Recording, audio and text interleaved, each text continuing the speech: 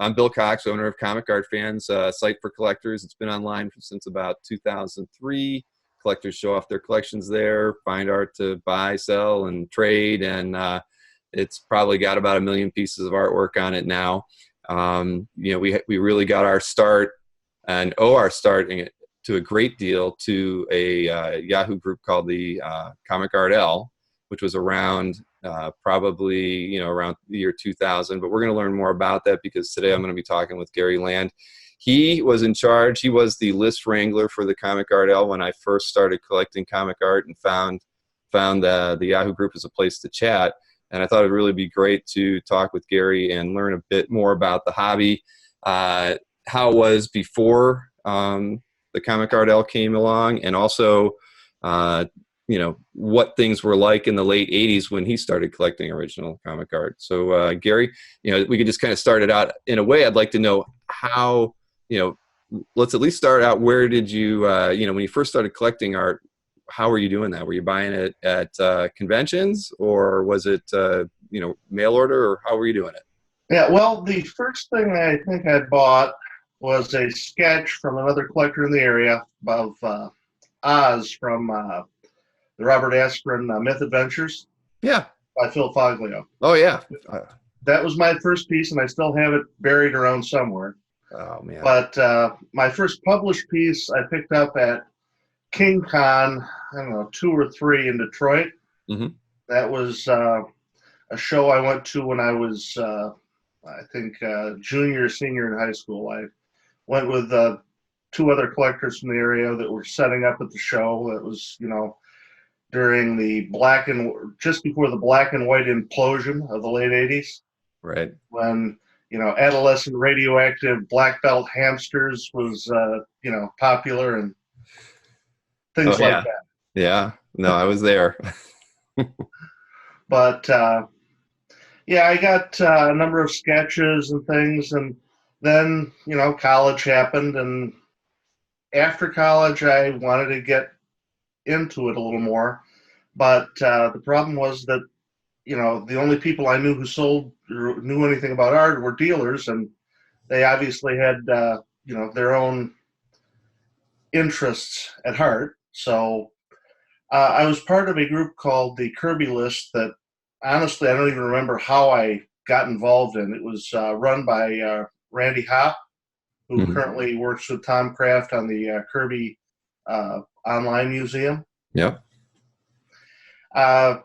He had a bunch of different lists. The Kirby list was one of them, and it was the most active. It had a large number of art collectors. Let's see, Tom Horvitz was on it, Bruce Lowery, I think Will Gabriel was, Hans was on it, Albert might have been as well. A lot of people. A lot of people from that era that were collecting and involved in the hobby were on it. And he'd also started up a number of other lists, the Eisner list, the Ditko list. And I said, hey, it'd be a great idea if you started a comic art oriented one. He said, well, I don't have time to run it, but if you want to run it, I'll set it up for you. I'm like, well, okay. So I announced it. We started off with about 25 people that transferred over, and then they told people that they knew, and it's, just gradually kept expanding, and eventually, we got up to the numbers we have now. Mm-hmm. I stopped really contributing to it a number of years ago because a lot of the same questions came up, do you frame, do you put stuff in portfolios, how do you do this? And answering those 3 or 4 times is kind of enough. Right. Well, there was always a history of that, so a lot of those questions don't always need to be asked. But the good thing was new people would step up and answer those questions. Yeah, and there's also, have you heard about how did you get a hold of this guy, and how do you get a hold of that guy? And there was a lot of networking involved, and I think, I won't say that it revolutionized the hobby, but it certainly allowed collectors in an era where there wasn't Facebook, where there wasn't really a whole lot of other resources out there, to network. People that were in New York could talk to people who were in California or in Europe or wherever. Mm-hmm. So we had a web page that was hosted by longbox.com, which their big thing was you could post up to like 5 images, a whole 5 images at a time. Right. So it was a different time. When most of the time, if somebody wanted to send you images of art they had for sale, they sent it by fax. And that didn't always work out so well. Sometimes it took, a half an hour for somebody's fax download to, shoot all through the machine. But yeah, it's a far cry from what you can do now. Exactly. No, that's I had a gallery or a Lowery gallery on the site as well, and that was the 5-piece limitation was always the thing that drove me crazy, just because you'd get an email about somebody updating their site. As a collector, the big thing back then that I remember was a lot of collectors actually had their own websites and weren't necessarily dealers. I mean, Will Gabrielle had a site, I remember, and a lot of other collectors had sites too that they probably used to market, their want lists and those sorts of things. But the thing that drove me crazy back then was that you get an email through the Comic Art L about, John Mancuda updated his website, which he had one, and then you go to it, and for instance, and maybe it wasn't John's site, but it'd be like you've run out of bandwidth at your GeoCities free hosted site, and you come back again in like 8 hours. And that was always driving me crazy back in the day. So we had the 5-image limitation, and then a lot of guys hosting their sites on, on free services that just weren't going to give up the bandwidth. And we're in an image-intensive environment, for the hobby. So yeah, I remember some of them used to use some of those free photo sharing sites. Correct. Yeah, that's true. That's true. Yeah, And that's the same problem. You go and you look and, okay, slow load, slow load, slow load. It's down. Okay, we got to come back. Right. And how often did you really remember to go back? I didn't. I know that. Well, you also had people who'd set up websites. I remember there was a John Severin Cracked story. It was one of the Star Wars meets the Blob type of goofy things that I remember from the late 70s, early 80s, and I thought, oh, that'd be cool to get. And somebody had it up, and he said for sale, and contact, inquire for a price. Mm-hmm. Except I don't know that the person who'd set it up was still on that email anymore, because I never got a response. So it was like, hey, this is great. Not really able to buy it, but great, yay! Yeah. And did the artwork ever surface? Or I don't think I've ever seen it again. I just remember, it was up, and it's probably in somebody's collection somewhere. Somebody who was lucky enough to get through to them. Yeah, well, and that was in the days when you go to eBay and they actually had comic art for sale. It wasn't all production art. It wasn't all sketch cards. It wasn't all any number of other variant type of goofy stuff that they have now. I know. There's so much cheesecake pinup art on there. I still work with eBay and import their listings and stuff, but I have to curate it terribly because, I have to kick out, like you said, a lot of production artwork, a lot of the nudity pinups that, if the character is not a comic character, I kick it out. And there's so much of that. Mermaids, I mean, you name it. There's so much junk on eBay anymore. Even I'm getting to the point where I don't want to promote it because it's just, there's no good material there. That when I know, like you say, there used to be a lot of great artwork that you could pick up on eBay. Well, yeah, the cover to Justice League 21 popped up when what's his name, Jerry Bale's son listed it. It lasted for all of about 24 hours before someone made a offer and closed the auction. Right. Stuff like that just doesn't come up anymore, at least not very often. No, I know. That was something that happened a lot in the old days, and I think eBay finally wisened up and put the make offer option on there. but because they knew Yeah. they were losing out on so many big sales, because that's all it took was one contact. Will you take X amount to close it now? Save yourself the eBay fees, and boom. That's that went on a lot. But those days I'm sure are pretty much over. Yeah, well, there's different ways to do it now. Now Facebook groups are easy. Yep. You go to Frank Giella has a really nice group called Original Comic Art Collectors. Correct. Yeah, I'm on that. And he's doing really well with that. That's a lot of content. I haven't posted recently, but I used to for a while. And there's a lot of people buying and selling, even if only indirectly. You're not really supposed to be listing all your stuff for sale on it, but occasionally someone will post, "Hey, just decided to let this go. If anybody's interested, drop me a line." And sometimes it goes that way. Exactly. Yeah. No, I think Facebook is kind of like filled the void in some ways. I like Facebook in some ways, and other ways it's like things get posted and then it's gone within hours if it's active, and that board is pretty active, so you miss a lot if you're not like looking 3 or 4 times a day. So that's the only downside to it. But as far as like the quick communication, when they've got the messengers, you can get alerts to your messenger, so you pretty much can be hooked into that group 24/7 from your phone, even if you're not in front of your computer. There's a lot that's appealing with that platform. Let's see. Let's talk a little bit about Bruce Lowery, since we have the Lowery Gallery.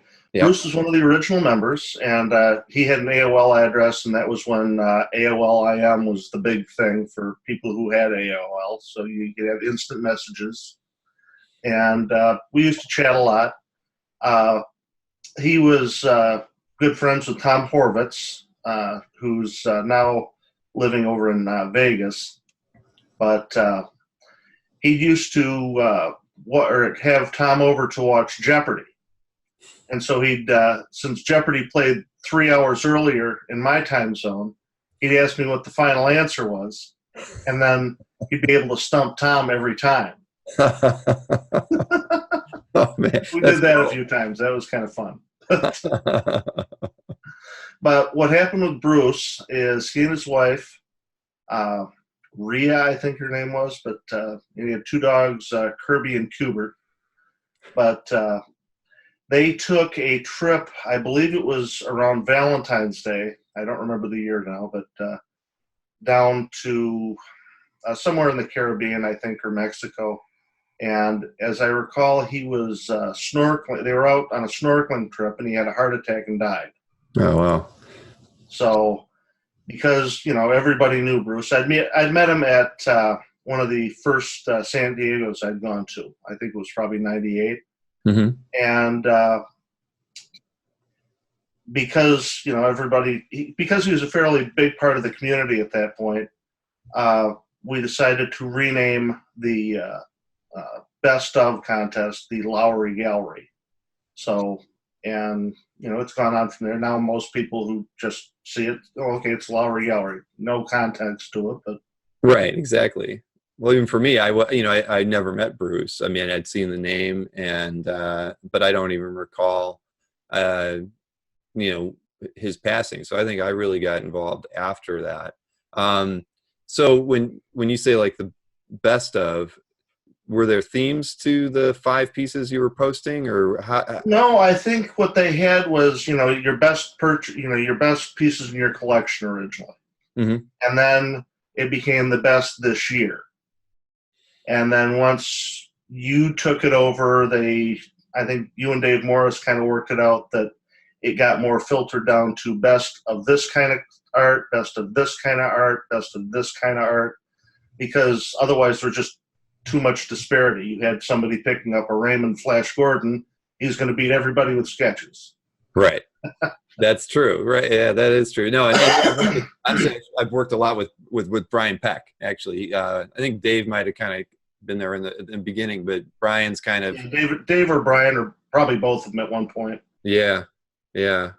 But that's interesting. I wasn't sure if there was ever, when they were posting the 5 pieces, was it always their best 5? Was it 5 pieces they were trying to sell? Was it 5 pieces that uh, was it a theme that month or that year? You know what I I mean? think it just started out as kind of a brag, hey, look at the cool stuff I picked up. Because again, sharing images was such a new thing at the time Hmm. that, otherwise it was, oh, send me a photo. I remember getting actual photographs of art mailed to me. You know, Well, that was always so, the thing back then too. I mean, a lot of that stuff did come in the mail. I forget, what was it, the Comic Buyer's Guide or something like that? Where Comic Buyer's Guide. Mitch had a regular catalog. Uh, I mean, there was the Sotheby's auctions and the Christie's auctions were around then. Mhm. Well, But Didn't Russ Cochran have yeah, the Russ Cochran Shadow? had his auctions as well. So yeah, there was a lot of stuff like that. But again, it was every so often something would show up, and then you called quickly to see if if your mail had gotten there a little faster than the other people that might be interested in that piece. Right. Well, I remember John Mancuda always bragged that he paid for the overnight delivery option of the Comic Buyer's Guide, I think, so that he could always have it a day before everybody else in case something came up that he wanted, Yeah, which made sense. and at one point that probably made a lot of sense, but you know, after a while, the CBG just became too dated. With the internet, Hmm. where a news story that they'd cover was already 3 weeks old by the time that they put it in print or put it in print. True. That's very true. Yeah, but it's funny. I actually used the Wayback Machine online to go back and look at what was on uh, like comicmuseum.org and whatnot. So I'll definitely show a few photos and pics from that. Just historically, it's just interesting because there was actually a lot of good programming put in there that I've forgotten about. Like if you had a Paul Smith piece in your gallery, uh, it would actually have a list of other artwork from Paul Smith, on that Hmm. piece. So, that was pretty good. I mean, for the time, around 2001, 2002, wasn't too shabby, to be honest. I mean, I look at it, I didn't think that much of it at the time, other than the 5 pieces, but I look at it now and it's like, I think it was pretty good for where they had it and everything. I think it made a lot of sense and was, a Yeah. good precursor to what we ended up doing. Well, Um, as I got more, I don't know, jaded or more educated or both, I also asked for other collectors to step up and help me run the list. Approving people. Uh, we had a lot of people at various times who either just started fights to start fights. They have a grudge with some other collectors, so they'd post some long diatribe about how horrible this person was, or things like that. So we, start everybody on moderation, mhm. and then once they've kind of proven themselves that they're responsible, if they ask, we'll take them off.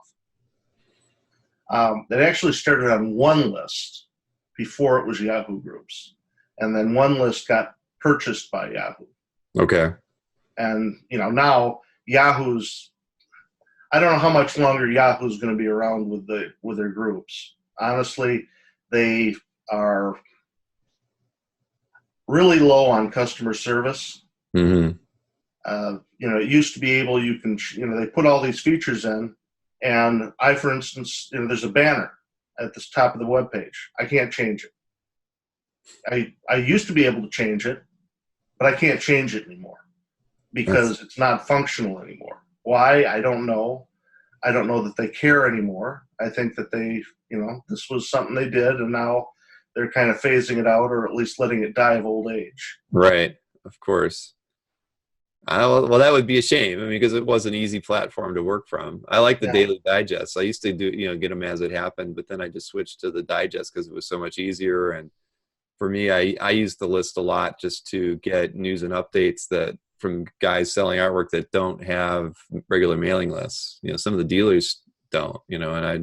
And whenever I want to post news on CAF, I scan and pretty much read every digest just to find if there's anything worthwhile sharing on CAF. So yeah. there's. Well, it ain't dead yet, but I would not be surprised to find out Yahoo just closing shop at some point without telling anybody. Hmm. Well, I mean, that'd be a shame. I mean, like I think we had talked about it. I mean, there's so at some point there would be good to have something that replaced it or took over for it. And I don't really know. I don't look at too many outside of Facebook. There aren't many like forums or groups that I follow. I know that CGC has their stuff, but I don't really pay too much attention to it. I pop in there like once a week just to see if CAF's name is in a subject and it like something might be broken that they've decided to talk about over there, but not email me directly about to see if, and I've discovered, some things where they need to be fixed. But other than that, I don't really participate other than Facebook and your list. I don't really get my news from any other main source like that, or I shouldn't say news, but more just, having a community sense. I mean, even CAF, we used to have forums on there, but I didn't like all the moderation that you had to do that came with it. Oh yeah, that's the moderation is a big part because you get keyboard warriors. You get people who have no real power in life and they're excited to be able to thrash somebody, electronically. Right. And that's like the last thing. I had enough things to manage over there. I didn't want to have to like manage disagreements between collectors. I mean, that's why we even, when transactions happen, we always have in the terms and conditions, I can't arbiter it because I'm not a part of it. So I don't, but that kind of stuff would happen all the time. And so we had the forums on there for like 3 years, and then I just gave up. I just said, well, I'll let somebody else deal with the community in that way. We'll just show the artwork and let people, high five each other when good artwork comes up. And that's really what CAF, the focus on for CAF was that. And I think it still serves the community well in that way. But I did not want to have to, be that person. And then we haven't done that on Facebook either. I want to display the artwork, make people aware of new artwork on CAF and that sort of thing, but not kind of get in the way of disputes and difficult conversations. But with so from the time it was on the art board, or it was the art board, and then it kind of changed hands. I mean, what was during that time before CAF came along? How many members do you think there were that were on the Lowery at that time? I don't know. That was, like you said, almost 20 years ago. I don't remember exactly. I remember bits and pieces from it, but a lot of it all had to be gone through the person who was running it. I remember it was a little clunky. I mean, functional, but clunky. But then again, most things were clunky at the time. I mean, now, it used to be if you wanted to get a decent scan of your art, you had to have a scanner. You had to have the big A3 size scanner. The Muse Tech was the go-to scanner for, I don't know, probably at least a decade until Windows 98 finally died and the security protocols that went in with the next version of Windows wouldn't allow you to run it. Right. I had that problem. Because, at one point I bought a scanner. I think I paid a couple $100 for it, but it was like a $5,000 scanner when it came out. But it had one of those gigantic, thick plugs that hooked into the computer. I forget the name of it, but one of those with the clips on the side. Yeah, big pin things, and it worked great. But as soon as they upgraded the security systems on Windows, suddenly it wouldn't work. And I was like, well, I'm gonna run this thing until the computer dies, and then I'll find something else to do. Right. Yeah, I think I bought one of those Epson Stylus Pros or something like that. It was probably $800 or $900, and it had one of those connections, and it probably lasted me about 2 or 3 years before it died. And then I've always used cheap scanners ever since then. Yeah. Well, now you can get a scanner that's half copier, and frankly, I do most of my images with my phone. Right. I just get a big piece of white background cardboard, put the piece on, so I just, don't have a bunch of extra crap in the image. Hmm. Shoot it. I think a lot of guys use that now. I mean, we used to have a big problem with it because sometimes we couldn't tell which side of the photo was up, because how like sometimes you take a picture and it always is flipping the other way. Well, when people started using their phones a lot, we were getting images going in sideways, upside down, Yeah. and we had to rewrite the code. Well, first, to combat it, I put in a tool that let people rotate the image once it was uploaded. But then we were like, there has to be a better way. If the phone can know, which side is up, we should be able to figure it out too. And so we did finally figure it out and rewrite it. But there was about a year and a half where. Yeah, I remember. I loaded up a bunch of stuff and it was all sideways. I'm like, what's going on? Right. It was embarrassing, and that's why I put the rotate in first, because I was like, all right, I got to at least make it so people can fix things they've already uploaded versus taking the pictures all over again. And then from that, but that introduced different problems, because as it rotated, it actually degraded the image a little bit, because it was literally turning it and saving it, and resaving it would make it a little fuzzier. So people who rotated it 3 times or whatever to get it the right side up, their image looked fuzzy and they had to retake it anyway. So I was back to square one with it going in sideways again. So yeah, that was one of those moments where we had to catch up with technology. Yeah, well, they put these little gyroscopes in the phones that automatically adjust the stuff, but they don't always tell you on the phone when you're taking the picture what's going on. So it looks great on your camera, you upload it, and this becomes this. Exactly.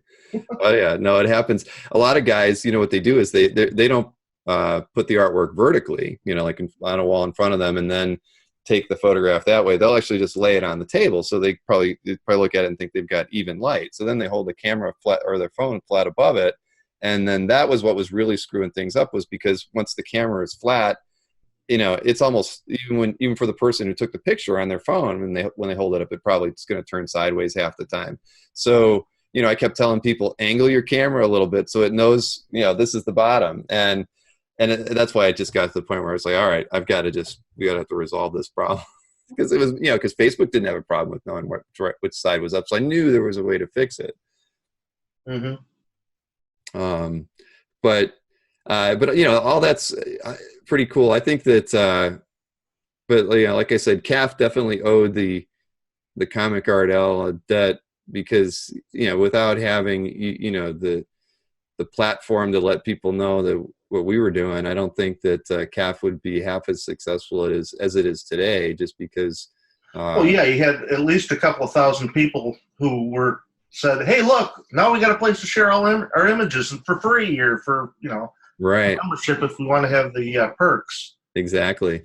Yeah, because I did, we built it just because, well, the main reason was I wanted to see all that artwork that I knew was out there that I couldn't see, and it was partially, I was getting a lot of convention sketches back then before I started buying a lot of published artwork. So I knew that there were all these cool convention sketches that were getting done, but the Lowery was only typically used for their best pieces. So you weren't really getting to see a lot of those kind of pieces. And that's what, at the time, that was what I was really interested in. And I thought, all right, well, I was new to the hobby, and I thought if we put something together that would allow people to show more artwork, maybe some of those pieces would start to surface, and it'd also be a good way for people to get to know me. If I built something that everybody started using, then that was good, because I had a lot of my favorite story is I met my great friend Mike Berkey one day. He had an art event at his house, or at his old house, and I'd never met him. I went there. Dave Morris was there,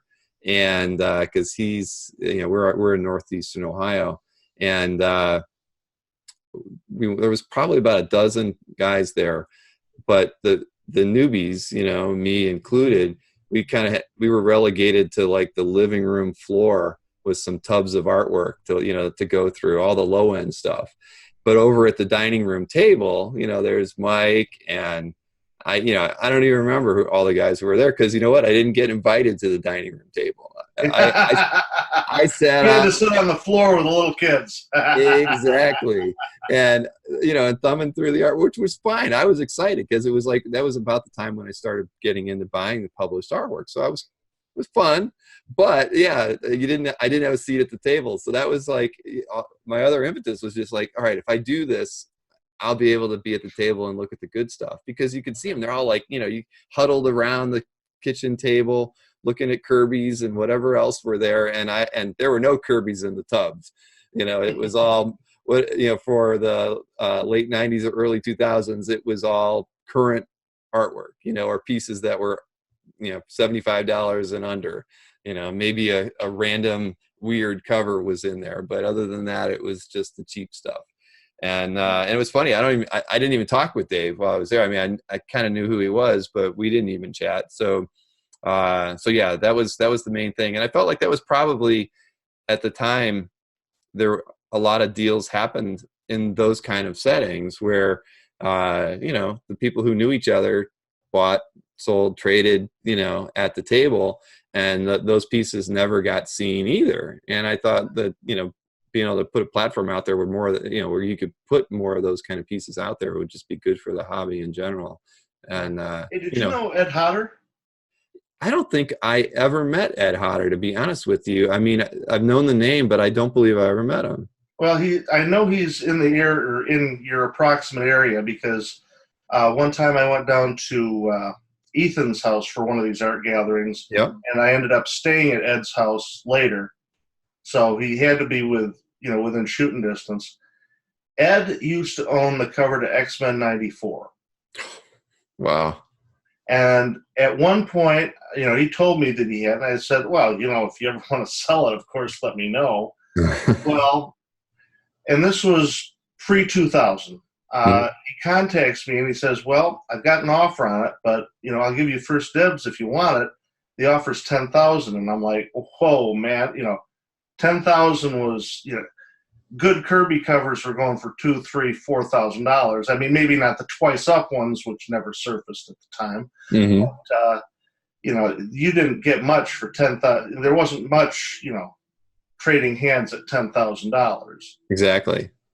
But he offered me the X-Men 94 cover for $10,000, and I said, man, take it and run, because you'll never see that it again. Was $400 or $500 was what pages were going for good stuff. Yeah, you can still get twice up Kirby pages for around that. I mean, maybe not the splashes, but I think the splashes were maybe $1,200, $1,300 up. Mm-hmm. I mean, the really good stuff, obviously a different ball game, but I remember I had a twice up Kirby Thor splash, Kirby Coletta. It was a back shot, but it was kind of cool. Yeah. And I think that cost me $1,200. So I know I picked up a JLA Sikowski splash with the whole team, and that was probably $800 or $900. So when I say 10,000, and people say, "Oh, you should have bought it. You should have bought it." Well, not then. There was a lot of other stuff you could put that money into. Right. No, and I'm sure even for me back then, it was more about I just wanted to, like when I was young and collecting comics, I always liked to spread the comics out and look at them. And, the artwork was the same. I mean, I liked having more. And I felt like, I'm not going to go after the high-end pieces, when I was first starting to collect. I really went after, the convention sketches or character design pieces, that's before I started buying the published artwork, because I just liked having a lot of it and looking at it, and I didn't put any on the walls for a while, but I would always, when I wanted to, when I broke out the portfolio, I'd just kind of lay it out across the table, and I'd just be like, wow, this is just amazing to be actually to own this stuff. But yeah, the cover to 94 would have been, I mean, very few people would have pulled the trigger on it at $10,000. Yeah, well, the other thing is, I'm, as much as I can console myself that, if I'd gotten that, man, it would be worth a fortune now. The reality is that if I bought it for 10,000 and somebody had offered me 20 the next year, it would have been gone. Right. And I'd been like, man, I made 10 grand. Ooh. And then when it sold for, $500,000 in Heritage, then I'd be like, Exactly. Well, that's what I'm sure there's a lot of buyer's remorse out there nowadays, when with the artwork selling for what it is, when you see it on Heritage or Comic Link, those pieces now. I mean, that I'm always like, I've only been in the hobby, really less than 20 years. And I've owned things that I've forgotten I used to own. And I'm always like surprised when I see a piece pop up on CAF and I'm like, I own that. I owned that like 15 years ago, and I traded it for something else or whatnot. But for guys who've been in it since '88, that's 30 plus years of artwork that's gone through your hands.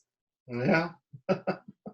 Hard to imagine. Yeah, every so often, I'll get a Comic Link catalog and I'll page through it. I'm like, oh yeah, I used to own that, and oh yeah, hey, it looks like that guy finally started selling his stuff off, or because there was a collector, comic art doc or something like that, but he would buy covers, like lots and lots of covers, and he was a dentist, and he'd put them all up in his office, but he vanished. He was buying, and then all of a sudden you heard nothing from him. Whether he just got sick of it, or he filled up his office, or moved on to something else, I don't know. But I've seen one or two of the pieces that I know went to him pop up. But does that mean that he's selling them or died or whatever? I have no idea. Could be he traded to somebody who held on to it for all that time. Right. Well, that's what's those stories are just interesting, because I think that there's so much artwork out there that has never been on the market, and that's bought once 30 years ago, and then the person's held on to it, and we're gonna see it in 5 or 10 years, but it's work that either people have forgotten about or just never felt they were going to see. It's I think over the next 5 or 10 years we're going to see a lot more of that. One of the things Heritage is doing now, they picked up the Murphy Anderson estate. Yep. And Murphy must have sat on every piece of art that he ever got back, because they're selling portions of books as lots. And I said, man, you guys really want to do that? That's it seems like you're losing a lot of value. And he said, there's so much of it. Wow. So there's Murphy Anderson art has always had a premium that I can understand if it was due to scarcity, because it always seemed to sell for a lot more than better material of the same period. I'm not saying he was bad, but there was other stuff that I thought was more desirable that would go for at the same price or less. But I think it must have been because he held on to almost every blessed piece that they sent back to him. Right.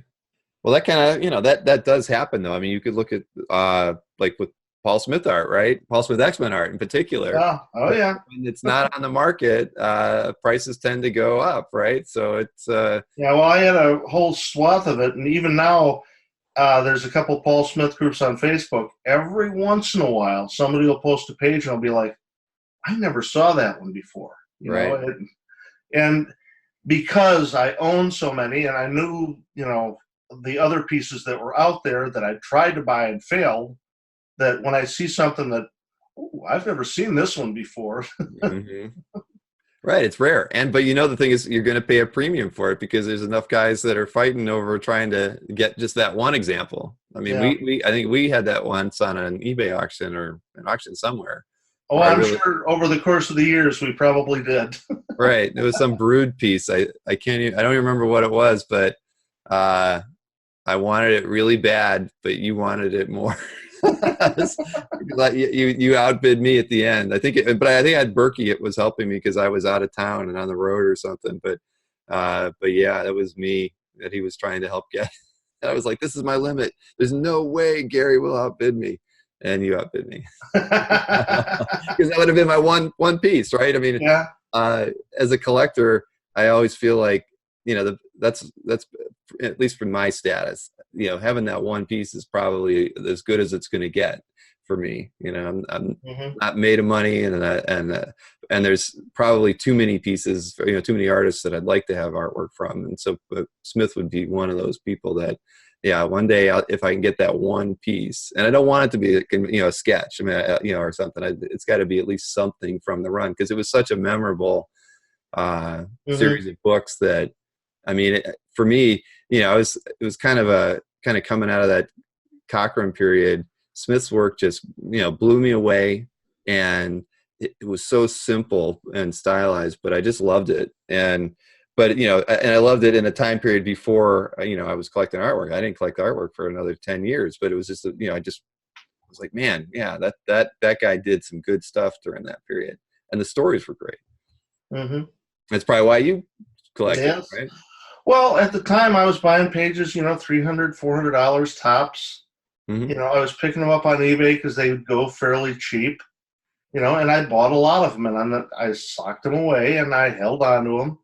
And then when I finally built my house in like 2005, I needed to sell some stuff to, make money. I wanted to have a home theater, and that cost a little extra. So I figured rather than have it just come out of the bank account, I'd, make the sacrifice. I'd put a list together, and, I put some fairly high prices, and I sold a few pieces. Mm-hmm. And it was because I had kind of, I don't know if I'd say I'd cornered the market, but I'd made the market a lot, drier Mm-hmm. for people looking for examples. Because, Right. and maybe Paul or, somebody else is still sitting on, a stack this high of them, but those aren't for sale. They aren't available.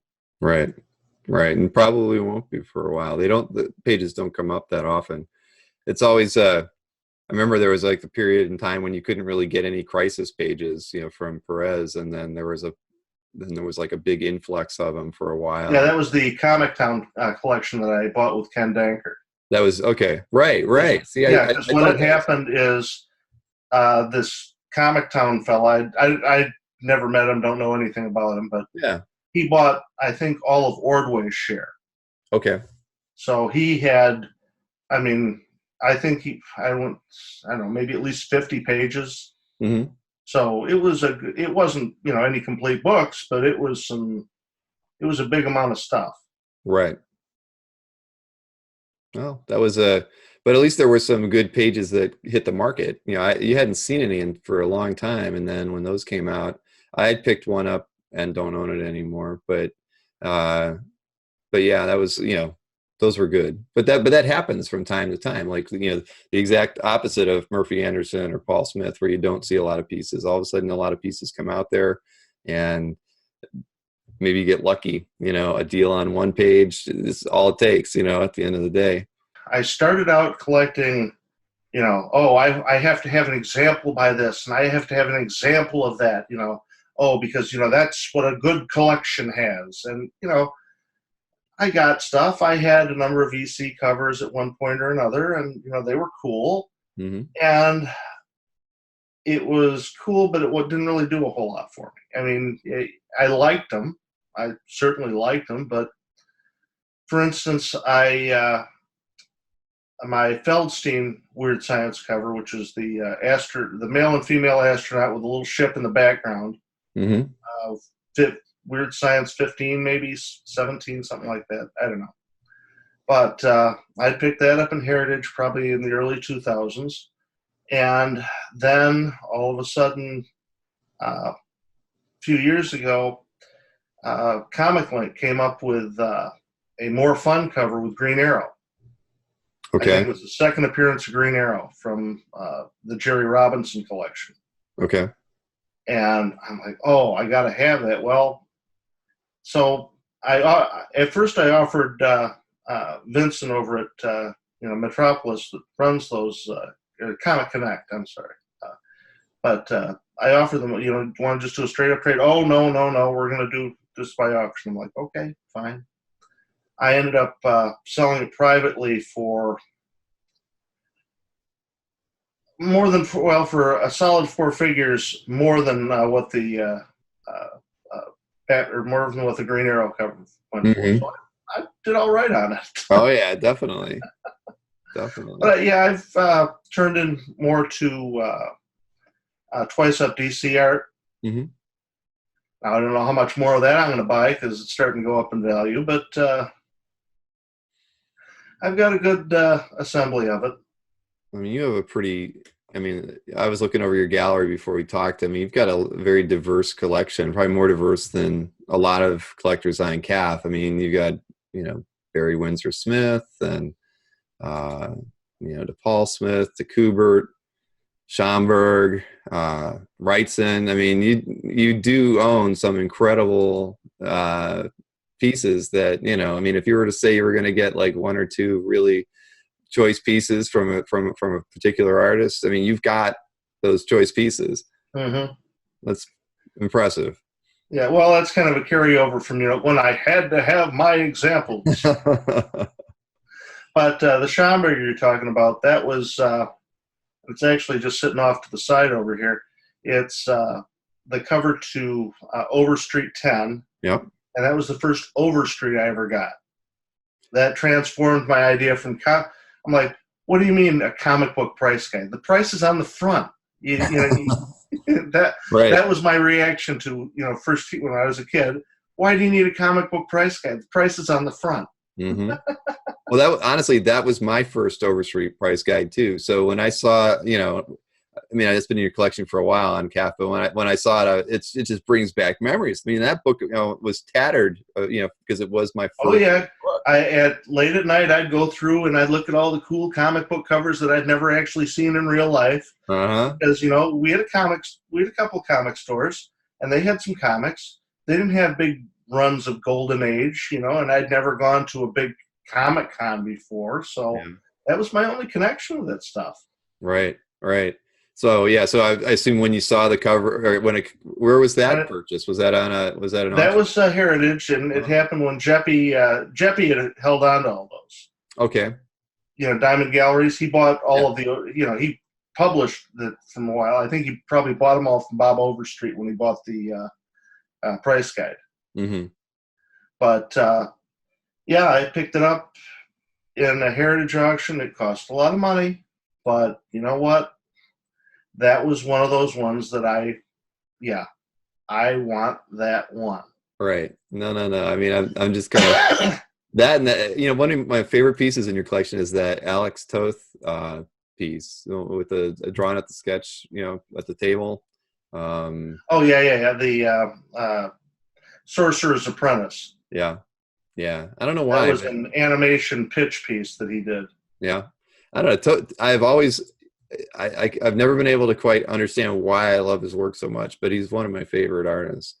And so he's somebody that can do more with 3 lines than a lot of people can do with 30. There you go. That's probably what it is. Yeah, it's true, because he could, and it translated well into different animation, and I mean, I'm sure that's why he was as prolific as he was. He was able to do so much with so little. But yeah, I mean, I'm actually looking at your collection now. It's the Schaffenbergs. I mean, or Schaffenbergs. Let's see what else. Yeah, the one thing I do a lot when I check out a guy's gallery is I go and I look at the most commented, pieces and the most viewed pieces, because usually the cream of the of your collection usually surfaces. It's amazing that the Windsor Smith has the most comments in your collection. But yeah, that actually. I probably should go and update my gallery, because that was sold in Heritage this past big auction. I thought that it looked really familiar, but his work went in those pieces. The colors are so vibrant. I have a hard time like distinguishing distinct pieces of his work from that period. Well, that one, and Mitch doesn't even remember selling it to me, but I was on my way to go see Ghost Rider, the first one. Yeah. And as I'm backing out of my driveway, I get a little ping on my flip phone, not iPhone, my flip phone. Yeah. And there's a little link. It says, Mitch, update on my for sale site. And I'm listening, Barry Smith. Well, I better stop in. So I swung into a Panera Bread, popped open my laptop, looked at, to see what he had. And this piece pops up. I said, Mitch, I'm interested. Let me think about it. I'll get back to you by midnight. And he held it for me for a couple hours, and I pulled the trigger on it. And yeah, it was a fantastic piece of art. What was the size of it? Okay. So yeah, a decent sized poster. Yep. Wow. I I haven't seen many painted pieces in Well, person. that was more of a watercolored pencil piece, Okay. Oh, amazing. watercolor, pastel, or something. I mean, it wasn't all wrinkly like a lot of watercolors get. Right, right. Do you still own that one Adam Hughes page? Because I still have the print on the wall over there. Which one? Which Uh, that, interviews? that one that was the iris print. Yes, yes, I still have that. All right. Well, there you go. See, I still have mine on the wall. It's just worth a lot less than yours, but that's all I can afford. Well, that's funny. Um, so, I mean, collecting wise today, I mean, are there any must-haves, or is it more just when Right something? now, it's more, like I said, I'm working a new job, trying to figure things out. I just sold a whole pile of stuff in Heritage to kind of, pad the bank account while I get things sorted. Hmm. So at the moment, I'm not buying that much. Right. I have picked up two more pages from the Excalibur special Hmm. in the last couple of months, but that's about the only thing. There was a nice Murphy Anderson piece that I was bidding on in Heritage, but it went for more than I wanted to pay, so away it went. I Right. can only hope that something else comparable pops up in the next one and goes for a lot less. Heritage has been getting some pretty good prices lately. I mean, I guess that's the way the hobby's going. You know, the Frazetta piece was pretty amazing. Actually thought I was going to sell for more um, than what was it, 5.4 with that included the buyer's premium. I Yeah, thought it for was one bidder. yeah, Yeah, it was that they put the uh, reserve on it, and someone popped the reserve. So it was one person who really yeah, wanted it. More power to them, but it wasn't a market. It wasn't 5, 10 people bidding this thing up. right. No, no. I mean, I knew there weren't that many bids on it at all, but well, I mean, if it's such an important piece, I think. I mean, when I think of Frazetta, that's like one of the 4 or 5 pieces that I think of. Uh, I think that that's why I thought it would sell. It would actually sell for a little bit more. You'd get a little bit more action on it at the end. Yeah, what's it? Profiles is doing the second part of the Darabont collection, and there's some Right. really amazing stuff in there too. I know that. Well, that Wrights and Frankenstein is Yeah, and Counsel to a Minion. you kind of have to go where the art is versus when you really want something. I mean, I looked at the catalog for the Darabont auction. I mean, there's the Wrightsons were really nice. The Stout pieces were pretty good examples of his work. I mean, I think even some of the movie props that from that like the Walking Dead stuff probably will sell more than what they're expecting it to sell for. Well, the movie prop stuff, that's a whole different ball game. I understand the attraction, Hmm. but in order to display some of that stuff, you have to have almost a mini museum in your house. The other reason I wanted to start doing these things was because I feel like I haven't talked to a lot of people in a long time.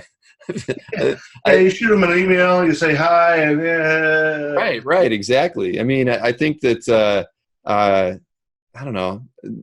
You can see only so many people when you go out to conventions, right? I mean, and there's so many people I want to see, and everybody's schedules are so full that even when I do go to a show, I tend to see like only half of the people there that I probably should, and probably not even half. hey, So, here's a piece I'll show you that I got recently. okay. It was a long overdue Tim Sale sketch from Okay. last year's Heroes. Uh-huh. Wow. So he Dang, went a little overboard on that, which was kind of cool. so that was a commission you set up at Yeah, the. well, it was a convention sketch that he didn't finish, Uh-huh. and then he didn't finish and didn't finish and didn't finish, and then finally, about 8 months later, 8 or 9, it finally got done, and it turned out great. Well, that was one that was worth the wait. Yes, Yeah. I it's actually. nice when artists. Okay, they're artists. The clock doesn't always mean the same thing to them as it does to you or me. But it's nice that when something like that happens, they don't just go, here.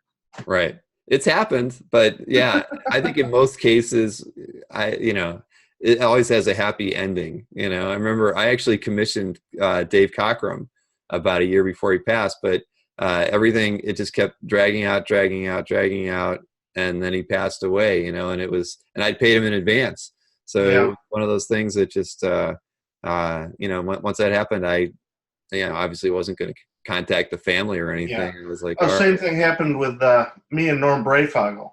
uh-huh. I paid him about a year in advance, and he kept dragging his feet on it and dragging his feet on it, and he had a stroke. I'm like, oh well, uh, obviously, well, Norm, I hope you get better. And Right. that's about all you can do at that point, and then he died later. Yep, exactly. You know, I mean, and that, and again, all that's the same reason why I wanted to start talking with people more and doing more write-ups, because I think, you know, we're at a point in time where a lot of the people we've admired for so long are passing, you know, Ditko and Lee passing in the last year. I mean, all the, you know, it's that time. And then, and not just the artists now, it's like the collectors. I Mm-hmm. mean, the people who were doing this when, you know, who were old when you were starting, that, Ah, you know, are, you know, we've lost a few in the last few years, and I regret not getting to know any of these people better. You know, so this, so hopefully that's really, and honestly, that's where I was starting. You know, when I start doing these, I wanted to talk with more of the people who've been around a while versus mhm. people who are just new to the hobby. But I think that, you know, you've got much better stories, and Well, we've been around longer, so we have more stories. that's true. That's very true.